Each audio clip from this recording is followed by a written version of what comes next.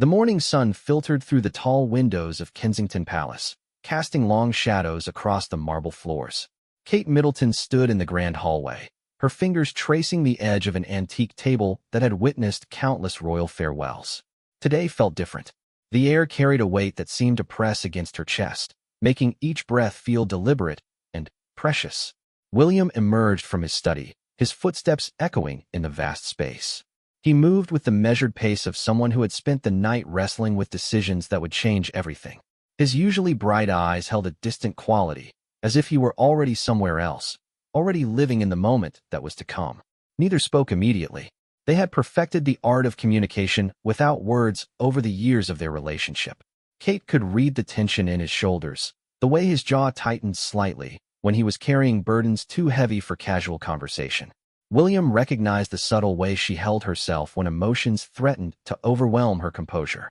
The palace around them buzzed with its usual morning activity. Staff members moved efficiently through corridors, their footsteps muffled by thick carpets. The distant sound of phones ringing in administrative offices created a backdrop of normalcy that felt almost surreal given the gravity of what was unfolding between them. Kate remembered their first meeting at university, how different everything had been then. They were just students navigating lecture halls and late-night study sessions. The weight of royal duty seemed like something from a distant future, a responsibility that belonged to someone else's life. Now, standing in this palace that had become their world, she could barely remember what it felt like to make decisions based solely on personal desire. William approached her slowly, as if sudden movements might shatter the delicate moment they were creating together. His hand reached out, not quite touching her arm, hovering in the space between them like a question waiting to be answered. The gesture spoke of years of practiced restraint, of learning to navigate affection within the confines of public expectation and royal protocol. The grandfather clock in the corner marked the passing minutes with its steady tick. Each sound seemed amplified in the quiet that had settled between them. Kate found herself counting the beats, using them as an anchor to stay present rather than drift into the anxiety of what lay ahead. Through the windows, London was waking up. Traffic began its daily symphony on the streets beyond the palace gates. People hurried to work, children walked to school. Life continued its relentless forward motion. Inside these walls, time felt suspended, as if the universe had granted them this pocket of stillness before everything changed. William's phone buzzed against his jacket, a sharp intrusion into their quiet moment. He glanced at it briefly, then deliberately turned it face down on the nearby table. The message could wait. Whatever urgency the outside world was demanding could exist without him for a few more minutes. This time belonged to them alone. Kate moved to the window, her reflection ghosting across the glass as she looked out at the gardens. The roses were beginning their autumn fade, their petals scattered on the carefully manicured lawns. Gardeners moved among the beds, tending to plants that would bloom again next spring. The cycle of seasons continued, indifferent to human drama and royal obligations. She thought about cycles, about the way their relationship had moved through its own seasons. The spring of their early romance, when everything felt possible and the future stretched endlessly ahead. The summer of their engagement and wedding, when the world watched their every move and celebrated their love story. The steady autumn of their married life, building traditions and navigating responsibilities together. Now winter was coming. Not an end, but a transformation. A period of quiet, of separation, of waiting for new growth to emerge from dormant ground. William joined her at the window, standing close enough that she could feel the warmth radiating from his body. His reflection appeared beside hers in the glass, two figures overlapping but distinct. For a moment, they looked like strangers, these formal people in expensive clothes standing in a palace room. Then, William smiled, just slightly, and she saw the man she had fallen in love with all those years ago. The decision had been weeks in the making. Late-night conversations in their private quarters, discussions that circled around the central issue without ever quite landing on it directly. They both understood what needed to happen, but understanding and accepting were different mountains to climb. Royal duty had always been the third presence in their relationship. Sometimes it felt like a benevolent guardian, providing structure and purpose to their lives. Other times, it was a demanding master that consumed everything in its path. Today, it stood between them like a wall they couldn't quite breach, no matter how much they loved each other. Kate's mind wandered to their children, safely ensconced in their morning routines at school. George, Charlotte, and Louis lived in a world where their parents' love was a constant, where family breakfast and bedtime stories created the rhythm of their days. How do you explain to children that love sometimes requires distance, that sometimes the greatest act of caring is letting go? The conversation that had brought them to this moment replayed in her memory. William's voice, careful and measured, explaining the impossible choice he faced. His responsibility to the crown, to the people, to the future of the monarchy itself. Her own voice, equally careful, acknowledging what they both knew to be true but had been afraid to say aloud. Some goodbyes happen with grand gestures and dramatic declarations. Others unfold quietly, in ordinary moments that become extraordinary because of what they contain. This was the second kind. No cameras captured this scene. No historians would record these specific minutes. This belonged entirely to them. A bird landed on the windowsill outside, a small sparrow that seemed unaware of the monumental nature of the human drama playing out just beyond the glass. It pecked at something invisible, then flew away with a flutter of wings. Kate envied its freedom, its ability to simply take flight when the moment called for movement. William cleared his throat softly, not to speak, but as if testing whether his voice would work when he needed it. The sound broke the spell of silence they had been weaving together. Reality began to creep back in around the edges, reminding them that this suspended moment couldn't last forever. She turned from the window to face him fully. His eyes held everything they couldn't say aloud. Years of shared laughter, quiet conversations, dreams built together, and now carefully set aside. The history they had created together would remain, but the future they had imagined was shifting into something new, something undefined. The morning light had grown stronger, chasing away the soft shadows that had made everything feel dreamlike. Outside, a delivery truck rumbled past the gates. Someone was calling instructions to the gardeners. The ordinary world was asserting its presence, refusing to be held at bay any longer. Kate reached out and straightened William's tie, a gesture she had performed countless times before public appearances. Her fingers worked automatically while her mind tried to memorize the weight of the moment. The texture of the silk, the warmth of his skin beneath the fabric, the way he stood perfectly still to let her complete this small act of care.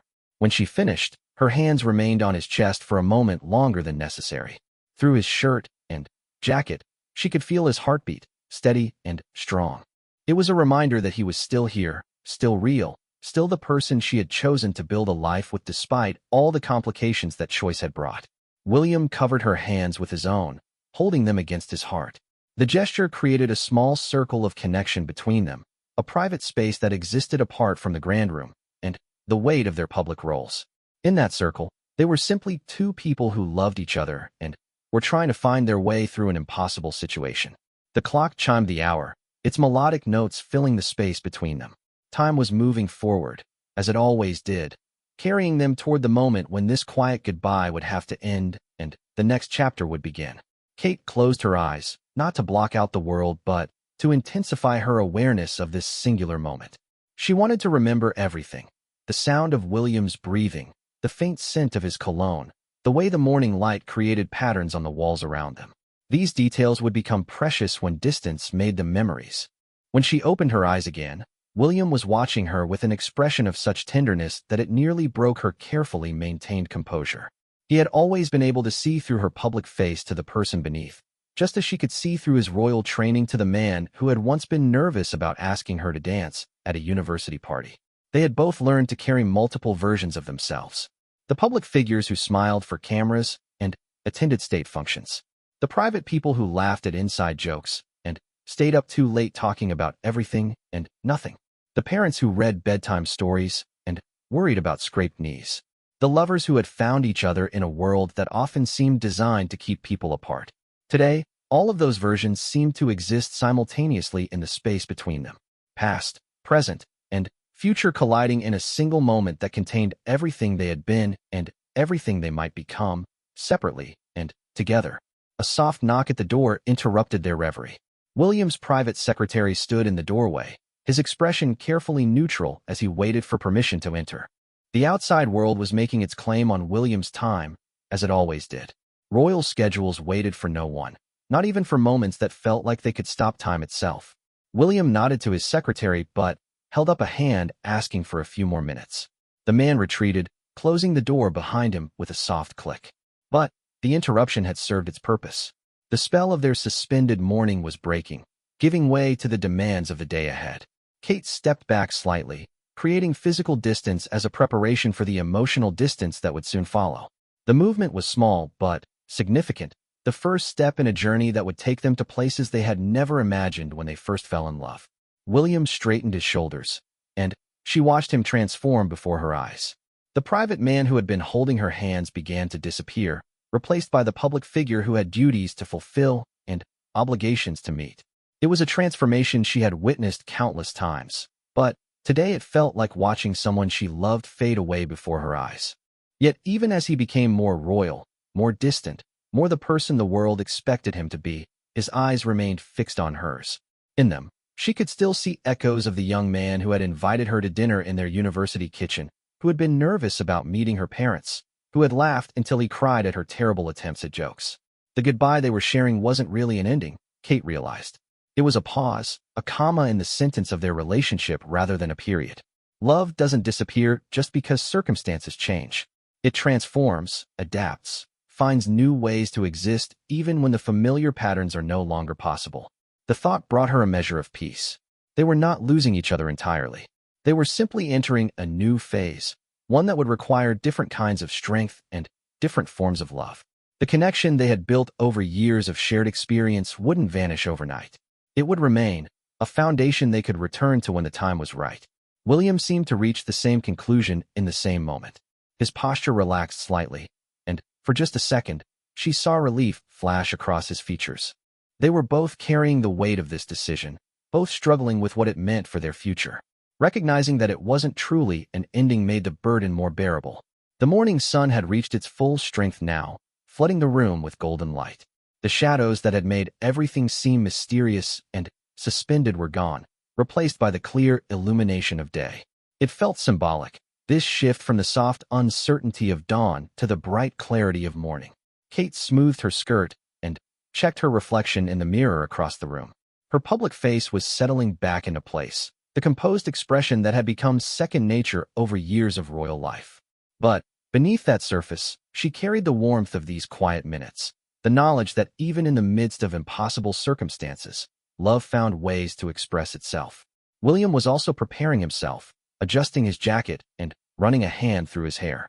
They moved through these familiar rituals of preparation, getting ready to face a world that would never know about this morning conversation, this quiet goodbye that had unfolded without a single word being spoken aloud.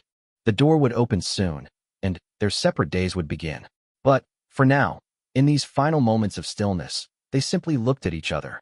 Two people who had found love in an unlikely place, and were now learning how to protect it by letting it change shape. Time resumed its normal pace, carrying them forward into whatever came next. But the memory of this morning, this goodbye without sound, would remain with them both. A reminder that some of the most important conversations happen in silence, and some of the deepest love is expressed not in words but in the willingness to do what is necessary, even when it breaks your heart. 3 weeks had passed since that morning in Kensington Palace, and Kate found herself in a small cottage in the Cotswolds, far from the grandeur and constant scrutiny of royal life. The transition hadn't been dramatic or sudden. Instead, it had unfolded gradually, like autumn leaves changing color before finally letting go of their branches. The cottage belonged to a friend of her family, someone discreet enough to offer shelter without questions and private enough to ensure the media wouldn't discover her whereabouts. It was everything the palace wasn't: small, intimate, filled with mismatched furniture and the kind of comfortable clutter that spoke of real life being lived within its walls. Kate sat by the kitchen window, a cup of tea growing cold between her hands as she watched the morning mist rise from the fields beyond the garden. This simple act of sitting without agenda, without the pressure of scheduled appearances or official duties, felt both liberating and strangely empty. She had forgotten what silence sounded like without the underlying hum of palace activity. Her phone lay face down on the wooden table beside her, its screen dark. She had turned off notifications hours ago, unable to bear the constant stream of messages from well-meaning friends and concerned family members. Everyone wanted to know how she was managing, if she needed anything, when she might return to London. The questions were loving but exhausting, each one a reminder of the magnitude of what she had walked away from. William had called twice since her departure. Brief conversations, formal and careful, checking on practical matters. Was she comfortable? Did she need anything? The subtext hummed beneath their polite words. Are you okay? Do you regret this? Are we making the right choice? Neither of them had the answers yet. The children believed she was taking a short holiday, a break to rest, and recharge before returning to her duties. The explanation wasn't entirely false, though it didn't capture the full complexity of what was really happening. How do you tell a 10-year-old that sometimes love means stepping back, that sometimes the bravest thing two people can do is admit they need space to remember who they are apart from each other? Kate had brought very few personal items to the cottage. A suitcase of simple clothes, a few books she had been meaning to read for years, and a small framed photo of the children that she kept on the nightstand beside her bed. The photo had been taken last Christmas, all three of them laughing at something George had said while they decorated the tree. Looking at their faces, bright with joy and completely secure in their world, sometimes made her chest ache with the intensity of missing them. But there was also relief in this simplicity. For the first time in over a decade, she could wake up without checking her schedule, without considering how her appearance and behavior would be scrutinized and interpreted. She could wear old jeans and no makeup. She could eat breakfast at noon if she chose, or skip it entirely. The freedom was intoxicating and terrifying in equal measure. The local village was small enough that everyone knew each other's business, but large enough that a new face could blend in without causing too much curiosity.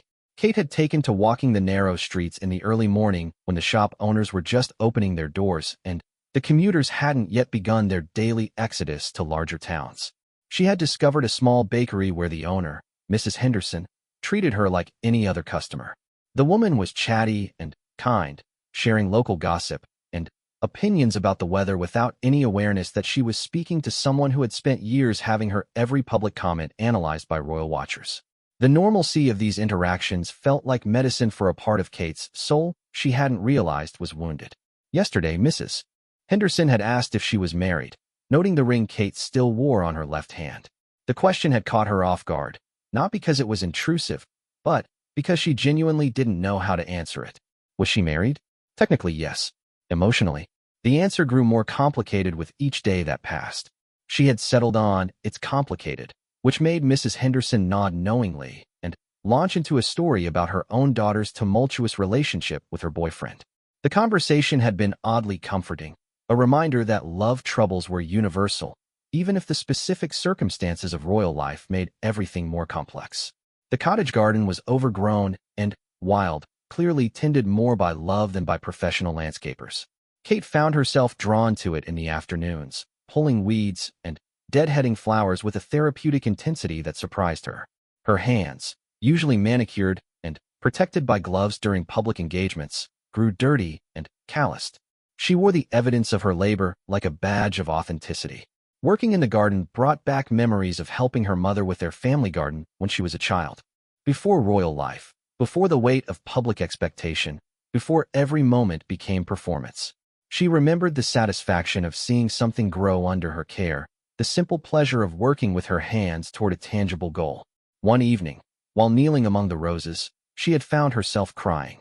Not the careful, contained tears of royal composure, but the messy, overwhelming sobs of genuine grief.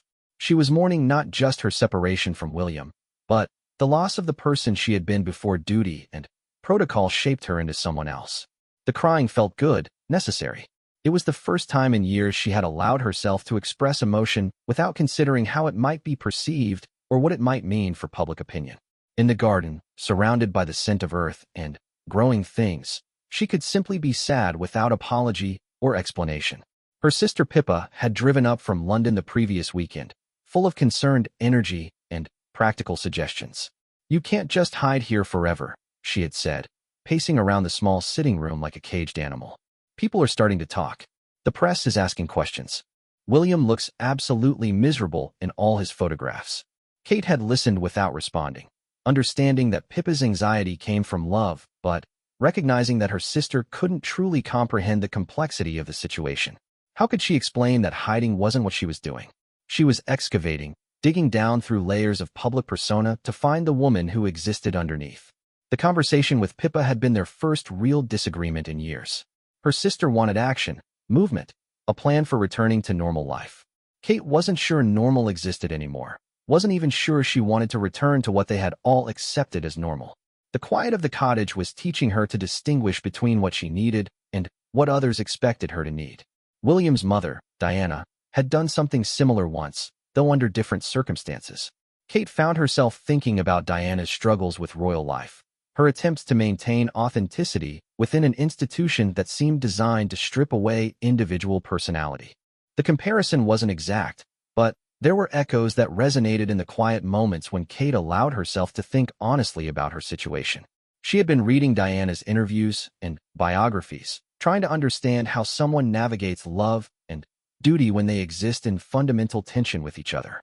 Diana's solutions hadn't worked perfectly, but her courage in speaking honestly about the costs of royal life had created space for conversations that might not have been possible otherwise.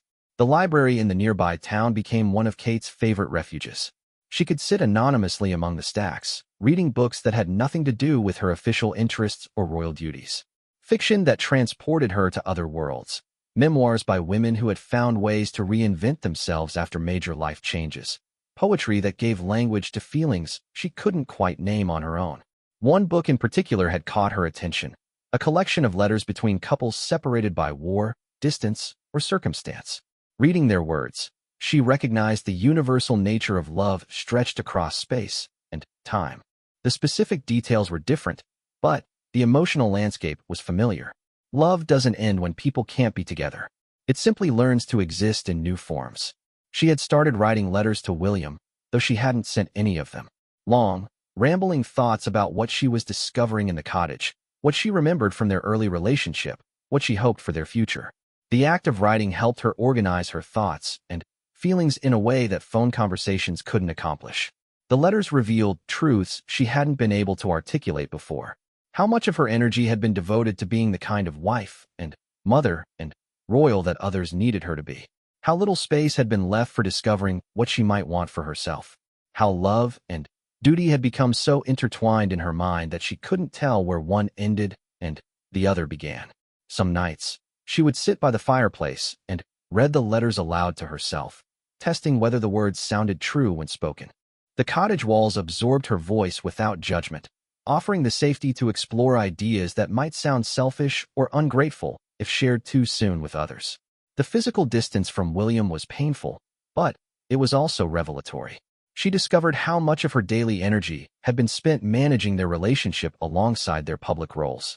Without that constant negotiation, her mind felt clearer, more her own.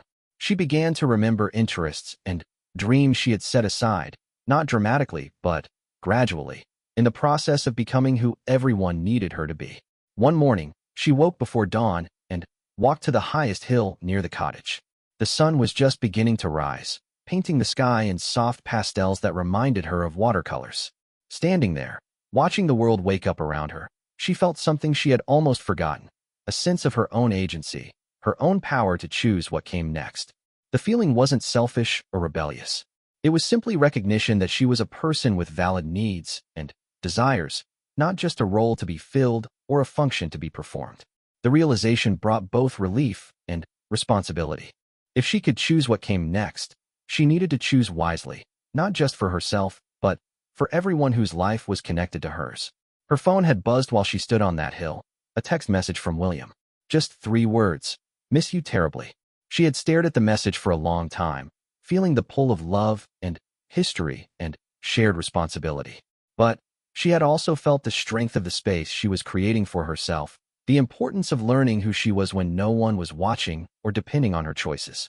She had typed and deleted several responses before settling on, "Miss you too," still figuring things out.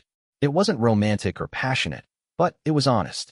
They were both in a process of discovery, both learning what their relationship might become if they were brave enough to let it change. The children called every few days, their voices bright and chattering with school news and friend drama and questions about when she was coming home. Kate treasured these conversations, but she also noticed how easily they fell into familiar patterns. She was Mummy to them, the source of comfort and answers and unwavering support. These were roles she loved, but they were also responsibilities that left little room for her own uncertainty or growth. After one particularly long conversation with Charlotte, who wanted detailed advice about a disagreement with a friend, Kate had sat quietly for an hour, trying to remember the last time someone had asked her what she needed or how she was feeling. Not in a formal, polite way, but with genuine curiosity about her inner experience. The cottage was teaching her to ask those questions of herself. What did she need? How was she feeling? What did she want? Not for her children or her husband or her country, but for herself. The questions felt rusty from disuse, but practicing them in solitude was making her stronger, more clear about who she was beneath all the layers of expectation. Winter was coming to the countryside. The leaves were nearly gone from the trees, and morning frost had begun appearing on the cottage windows. The changing season felt symbolic, a reminder that transformation often required periods of dormancy, of apparent emptiness that was actually preparation for new growth. Kate had extended her stay at the cottage twice, each time with a phone call to William that grew a little easier, a little more honest. They were both changing, both learning to live with the space between them. The distance was painful, but it was also productive, creating room for insights that might not have been possible if they had remained in their familiar patterns. She knew she couldn't stay forever.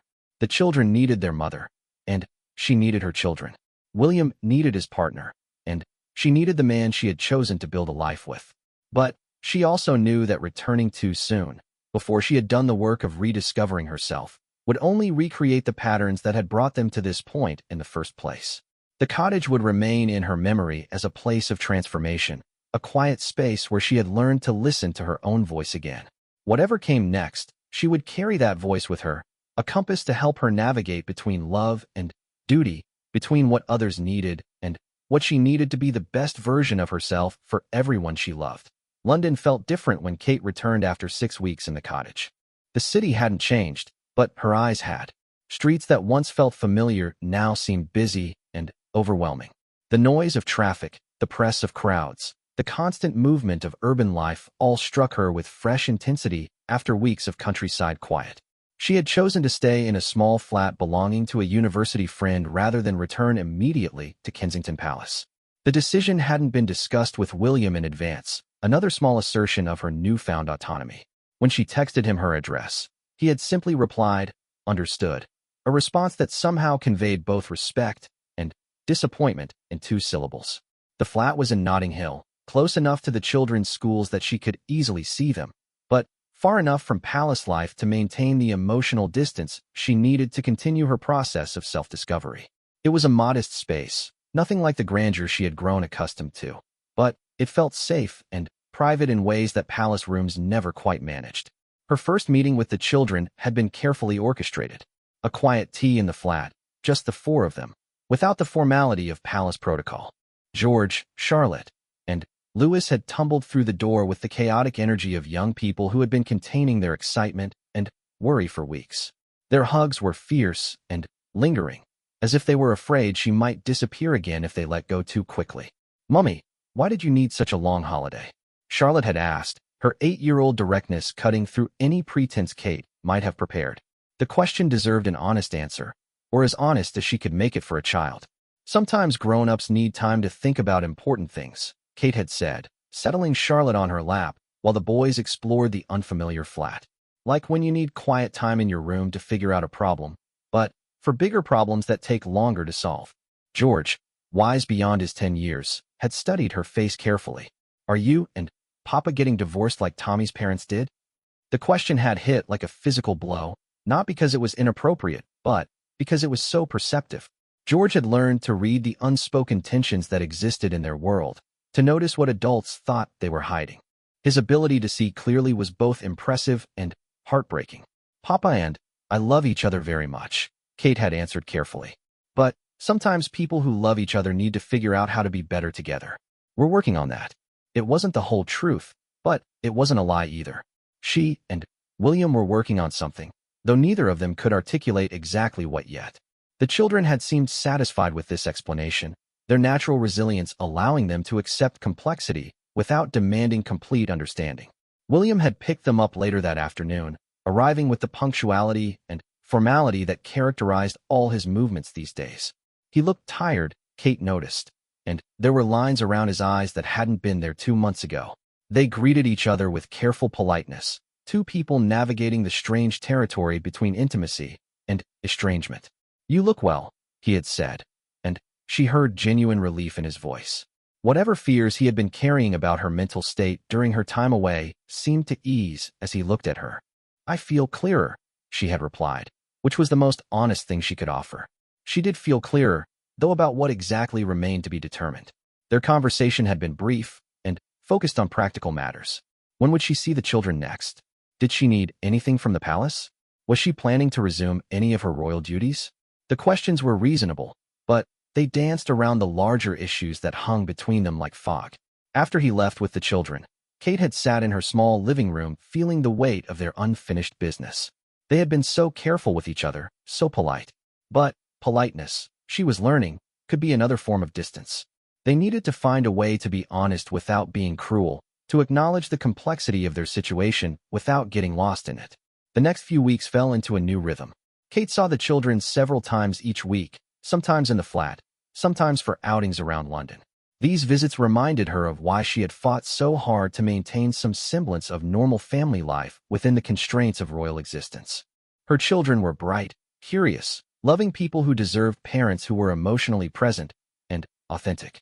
She also began seeing a therapist, Dr. Sarah Mitchell, a woman recommended by her physician who specialized in helping people navigate identity crises. The decision to seek professional help felt like another small act of rebellion against the royal tendency to handle all problems privately and internally. Dr. Mitchell's office was in a converted Victorian house in Hampstead, far from the centers of power and publicity that had shaped Kate's recent life. The space was warm and comfortable, filled with books and plants and the kind of gentle chaos that spoke of real work being done by real people. "Tell me about the last time you made a decision based purely on what you wanted," Dr. Mitchell had asked during their second session. Kate had sat in silence for several minutes, searching her memory. Every choice she could think of had been filtered through consideration of how it would affect William, the children, the monarchy, public opinion. Even small decisions like what to wear or what to eat were influenced by external expectations and obligations. "I can't remember," she had finally admitted, and the realization had made her feel both sad and oddly hopeful. If she couldn't remember making autonomous choices, it meant there was enormous potential for growth and change. The therapy sessions became a safe space to explore questions that felt too dangerous to examine anywhere else.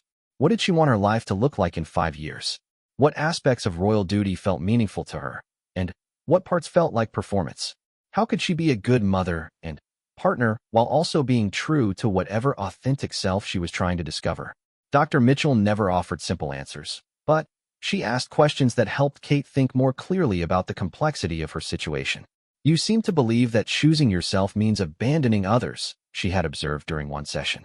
"What if taking care of your own needs actually made you better able to care for the people you love?" The idea was revolutionary and terrifying. Kate had been raised to put others first, and royal life had reinforced that conditioning.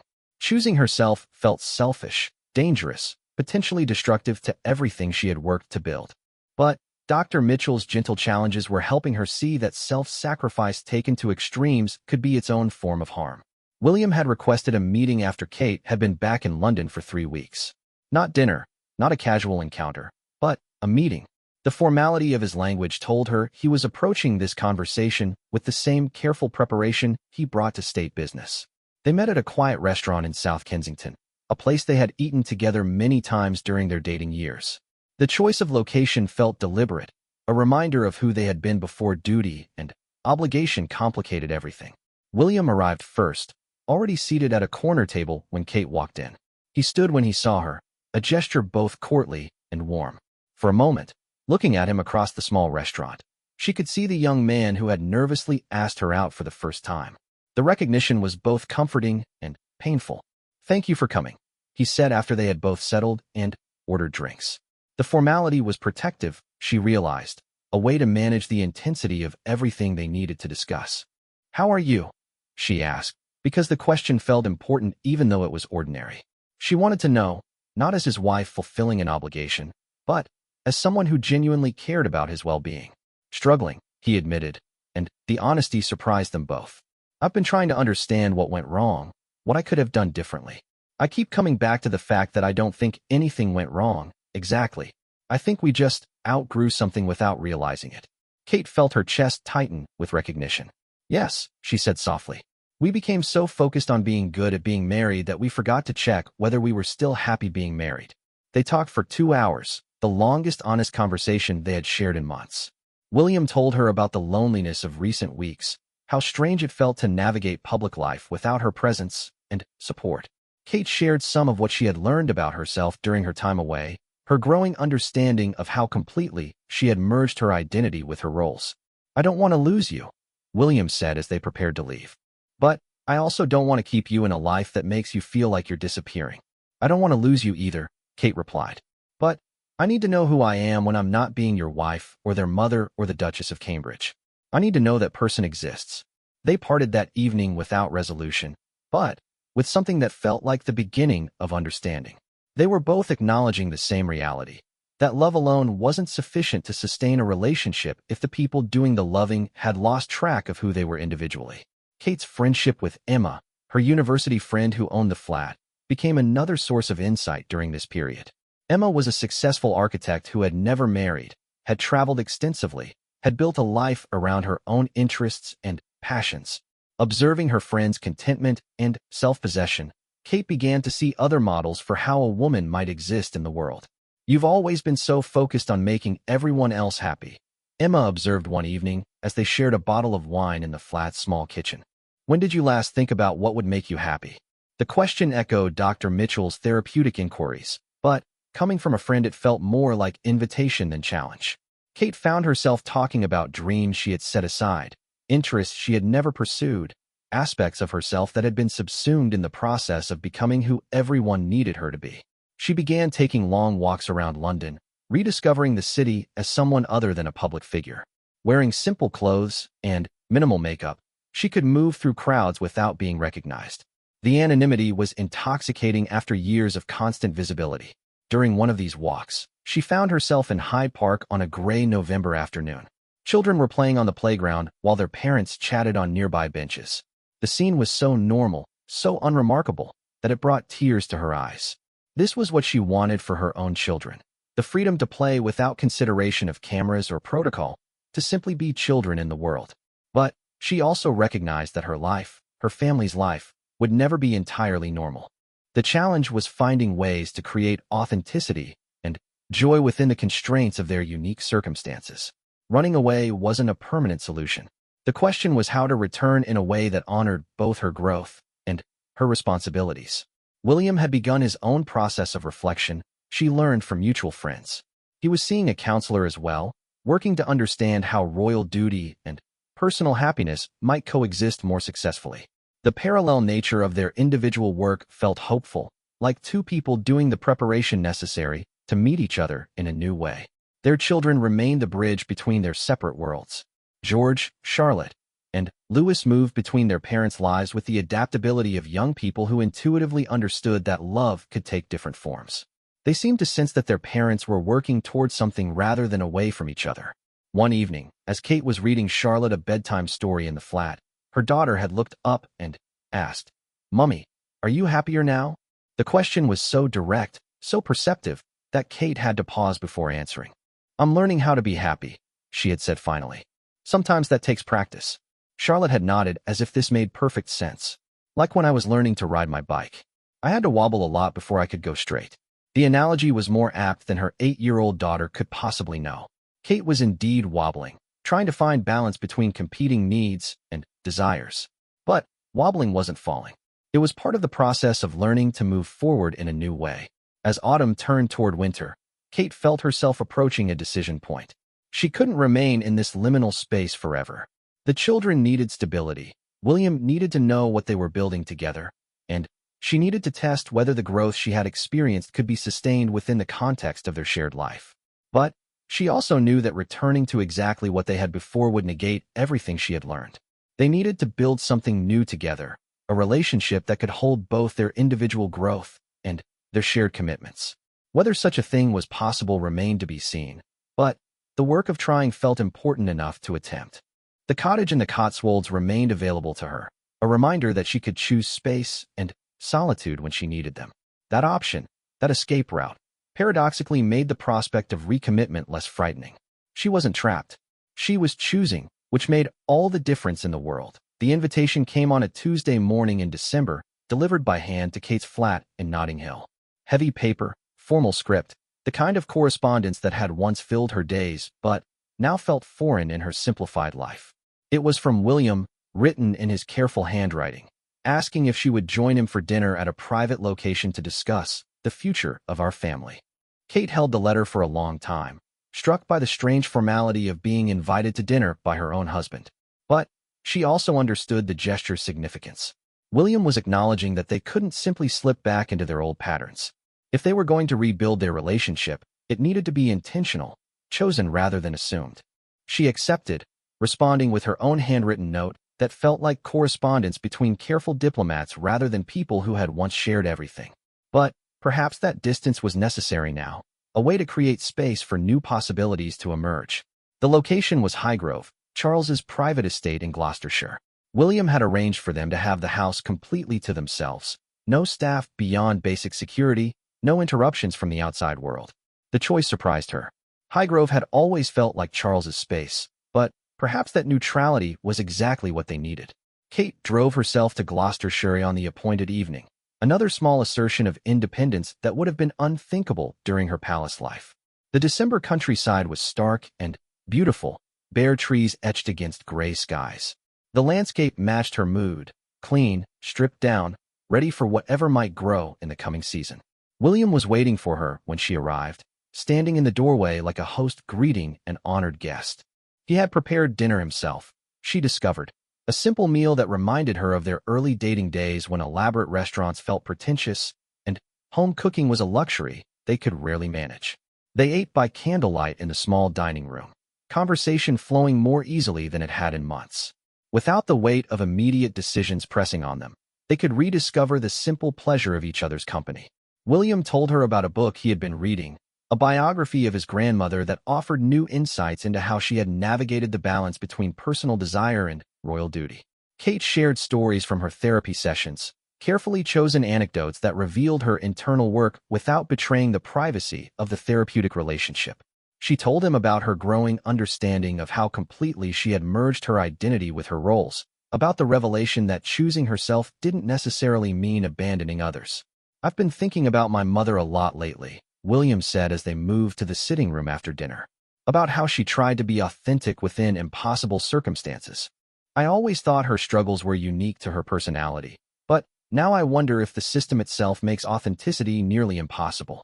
The observation hung between them, loaded with implications. Were they acknowledging that their problems were larger than personal compatibility? That the institution they served might be fundamentally at odds with the kind of relationship they wanted to build? "What if we're trying to solve the wrong problem?" Kate asked, voicing a thought that had been forming for weeks. What if the question isn't how to be better at royal marriage, but how to be married people who happen to be royal? William considered this, his face thoughtful in the firelight. What's the difference? In the first version, the marriage serves the institution. In the second, the institution serves the marriage. Kate surprised herself with the clarity of her own thinking. Months of reflection had crystallized into this simple distinction. They talked until nearly midnight, exploring what such a shift might mean practically. Could they create more space for their private life? Could they make decisions based on what was best for their family rather than what looked best for the monarchy? Could they model a different kind of royal marriage, one that prioritized authentic partnership over public performance? The conversation felt revolutionary and terrifying. They were discussing not just personal changes, but potentially challenging centuries of royal tradition. Yet both of them recognized that the alternative, continuing to sacrifice their relationship to institutional expectations, was unsustainable. "I want to try," William said finally. "I want to try building something new together. But I need to know that you want it too, not just because you think you should, but because you actually want to be married to me." The question was fair and necessary. Kate had spent so long focused on what she should want that distinguishing her genuine desires felt like archaeological work. But sitting in this quiet room with this man she had chosen years ago, she felt the truth clearly. "I do want to be married to you," she said. "But I want to be married to who you actually are, not who the institution needs you to be." And I want you to be married to who I actually am, not just the role I fill. They agreed that evening to attempt a carefully structured reunion. Not a return to their previous life, but an experiment in creating something new. They would start slowly, with regular family dinners and weekend time together. Kate would keep her flat for now, maintaining the independence that had become essential to her sense of self. William would continue his own therapeutic work, exploring how to balance personal authenticity with public duty. Most importantly, they agreed to regular check-ins about how their experiment was working. They had both learned that problems left unspoken could metastasize into relationship-threatening crises. Better to address small issues before they became large ones. The drive back to London that night felt different from the drive out. Kate carried with her a sense of possibility she hadn't felt in months. They hadn't solved all their problems, but they had created a framework for addressing them. More importantly, they had both committed to prioritizing their relationship rather than simply assuming it would survive any amount of neglect. The children's response to their parents' new arrangement was matter-of-fact in the way only children can manage. They accepted the explanation that Mummy and Papa were practicing being together in a new way, with the same pragmatism they brought to news about schedule changes or new school policies. Their resilience was both inspiring and humbling. Christmas that year was unlike any they had shared before. Instead of the formal celebrations at Sandringham with the extended royal family, they opted for a quiet holiday in a rented cottage in Scotland. Just the five of them, no staff beyond basic security, no official obligations or formal meals. They cooked together, played board games, took long walks in the Scottish countryside. George helped William build an elaborate fort out of sofa cushions while Charlotte and Louis decorated it with drawings and fairy lights. Kate captured the scene with her phone, struck by how relaxed and genuine everyone looked. On Christmas morning, as they sat around the tree in their pajamas opening presents, Kate felt something she had almost forgotten: the simple pleasure of family life without performance or pressure.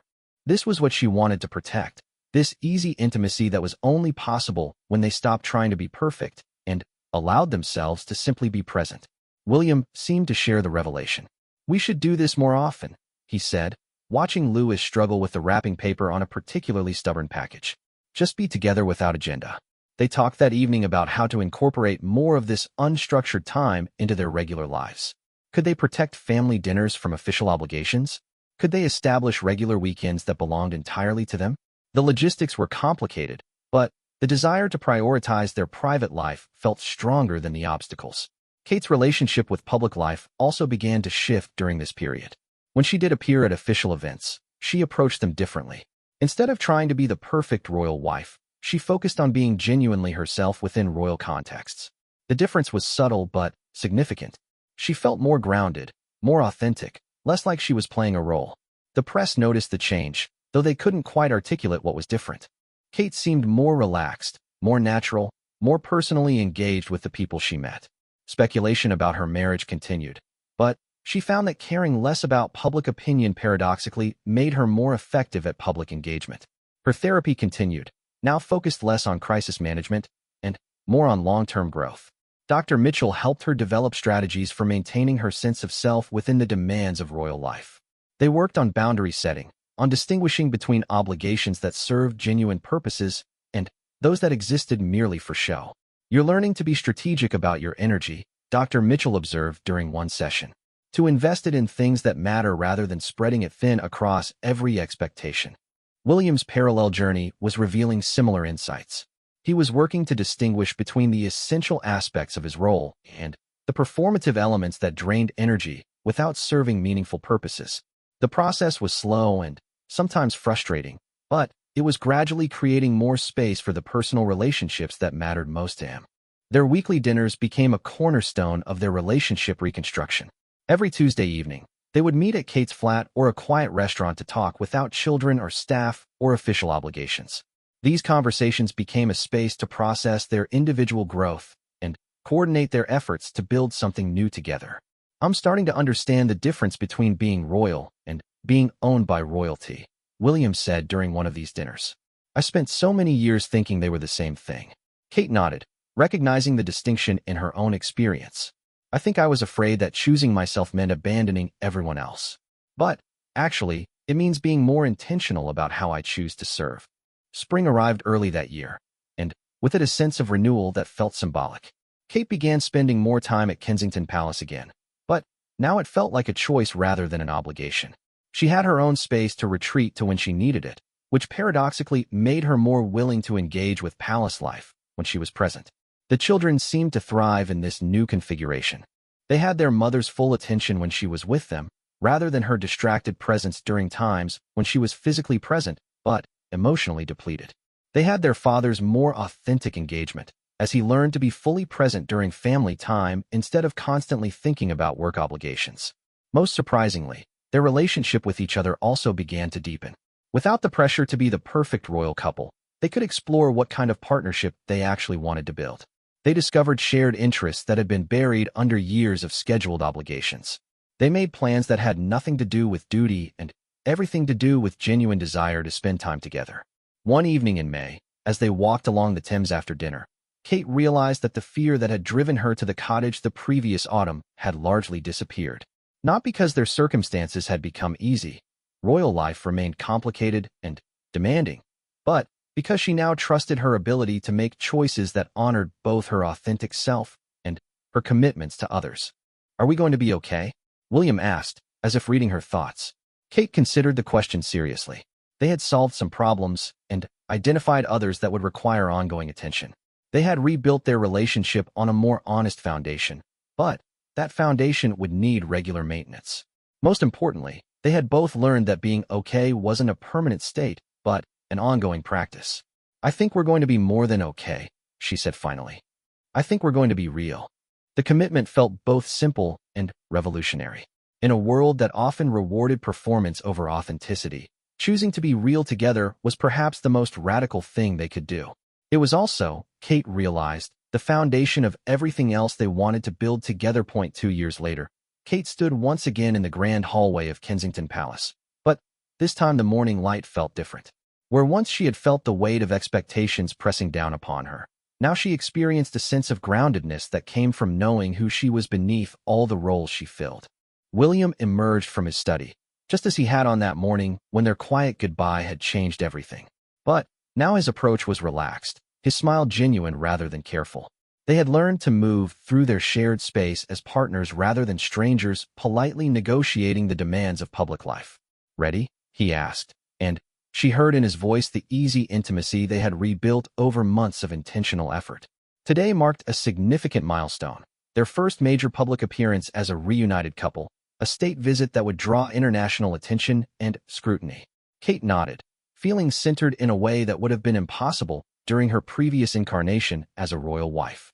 The difference wasn't that public appearances had become easy, but that she now approached them from a place of authentic choice rather than resigned obligation. The children bounded into the hallway, full of energy and excitement about seeing their parents dressed up like proper royalty, as George had put it. Their easy affection and natural behavior around both parents reflected the stability they had found in their family's new configuration. Instead of walking on eggshells around their parents' careful politeness, they now experienced the security that came from authentic emotional connection. "Mummy, you look beautiful," Charlotte said, admiring Kate's formal gown with the serious appreciation of an 8-year-old fashion critic. "But you always look happy now, too." The observation was more perceptive than Charlotte could possibly know. Kate did feel beautiful, but, more importantly, she felt authentic.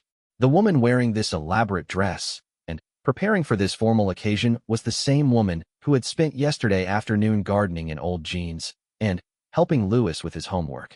The integration of her different selves had been one of the most significant achievements of their reconstruction period.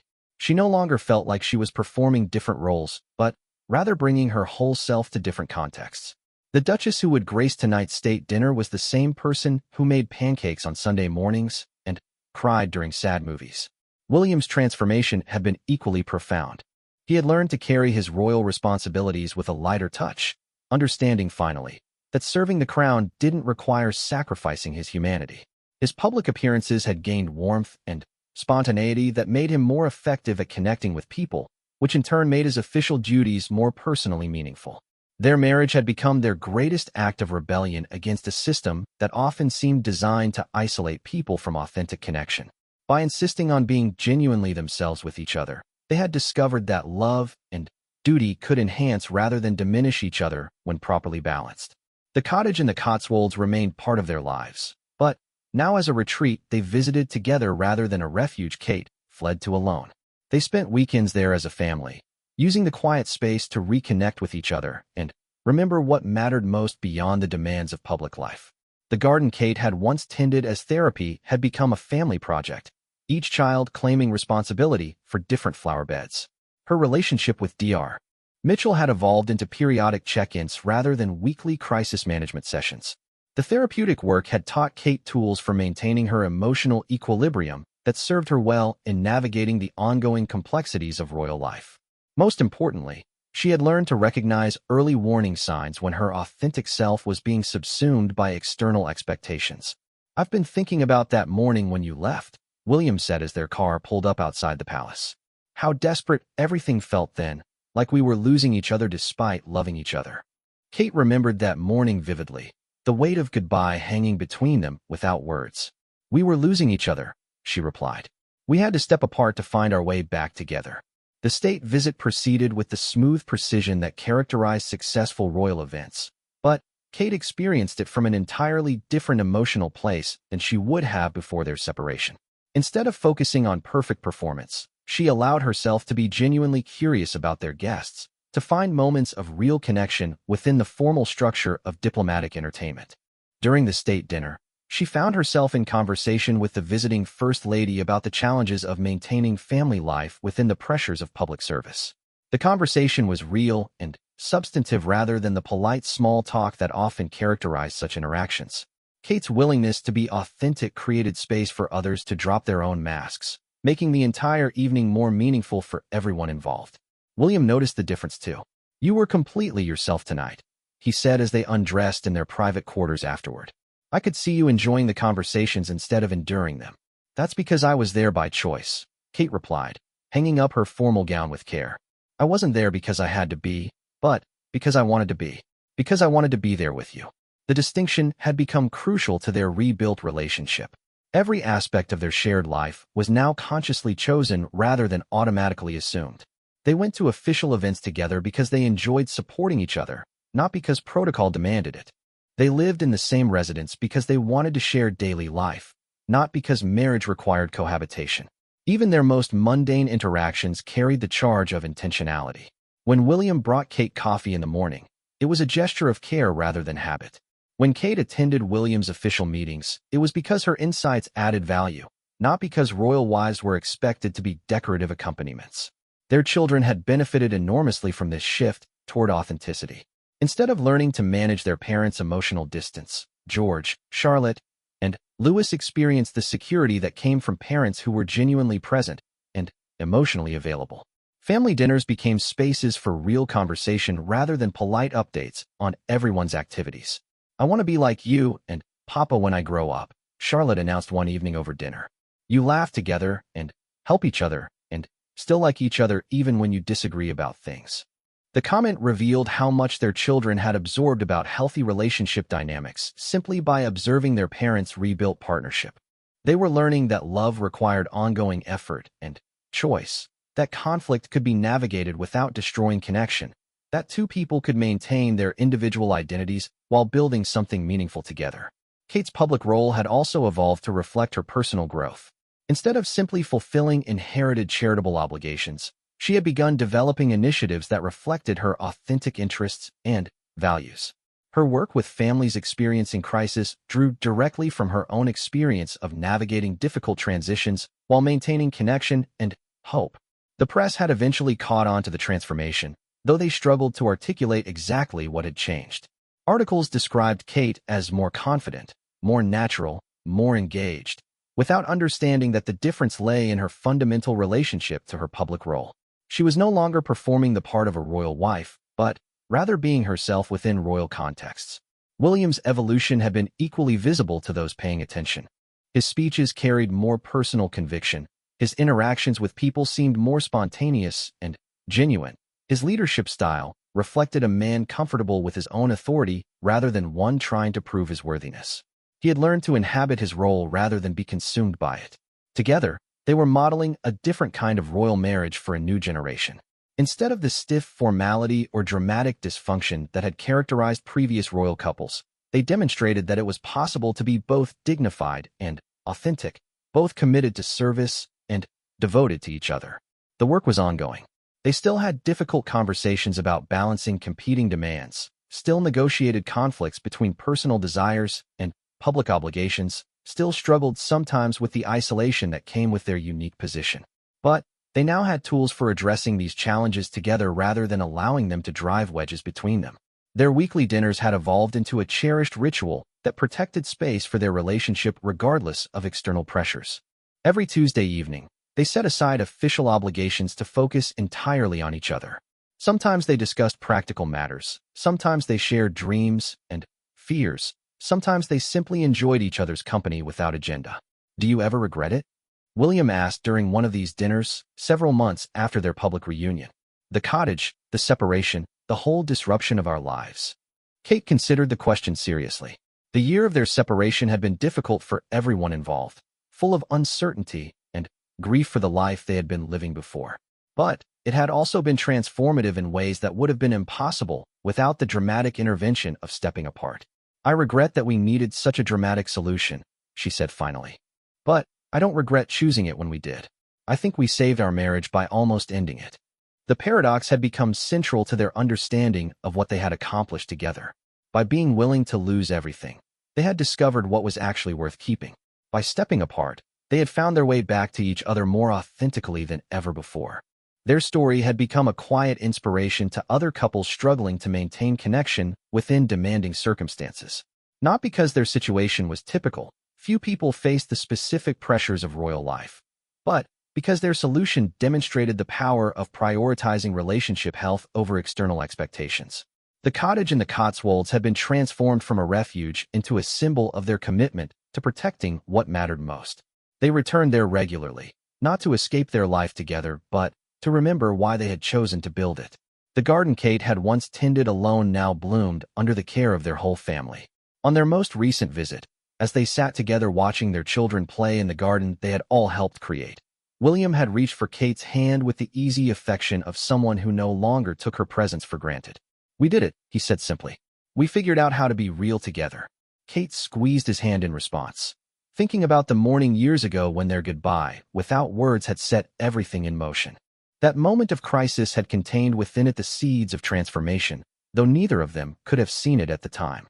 Now, watching their children laugh in the garden while the sun set behind the cottage walls, she understood that their quiet goodbye had actually been a beginning.